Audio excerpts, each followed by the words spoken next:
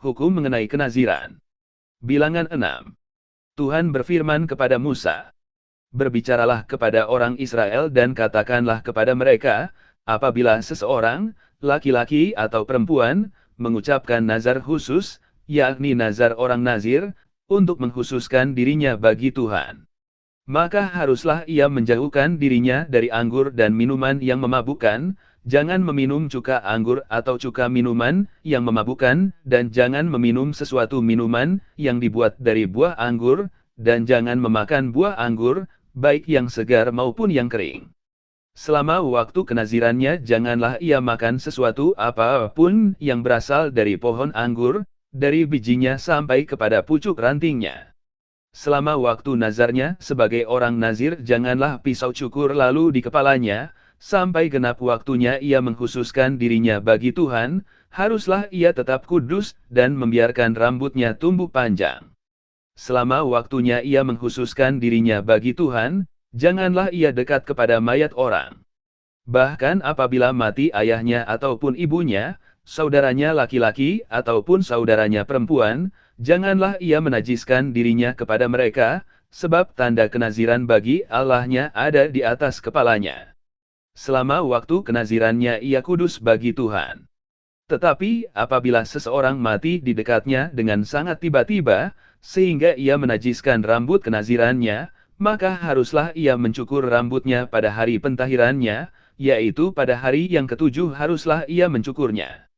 Pada hari yang ke-8 haruslah ia membawa 2 ekor burung tekukur atau 2 ekor anak burung merpati kepada imam, ke pintu kemah pertemuan.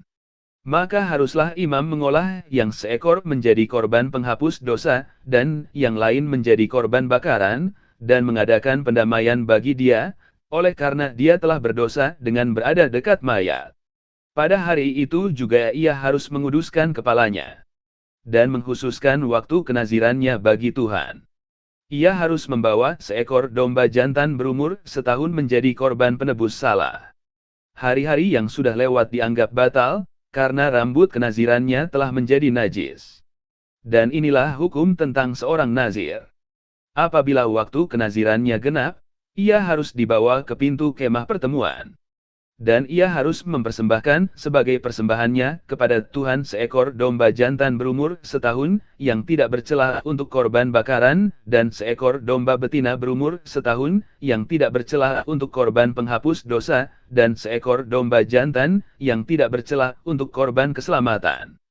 Juga sebakul roti yang tidak beragi, yakni roti bundar dari tepung yang terbaik, yang diolah dengan minyak, dan roti tipis yang tidak beragi diolesi dengan minyak, serta dengan korban sajian dan korban-korban curahannya. Lalu haruslah imam membawa semuanya itu ke hadapan Tuhan, dan mengolah korban penghapus dosa dan korban bakarannya.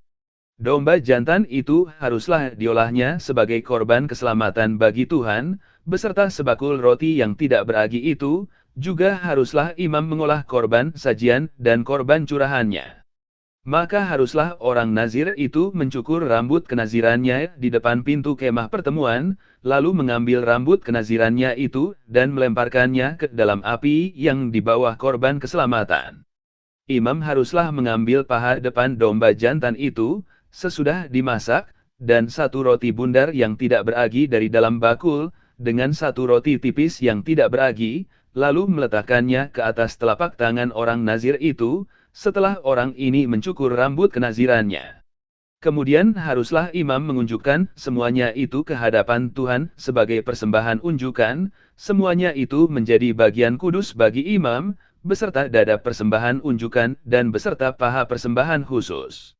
Sesudah itu barulah boleh orang nazir itu minum anggur. Itulah hukum tentang orang nazir yang menazarkan persembahannya kepada Tuhan berdasarkan kenazirannya, belum dihitung apa yang ia mampu mempersembahkan di samping itu.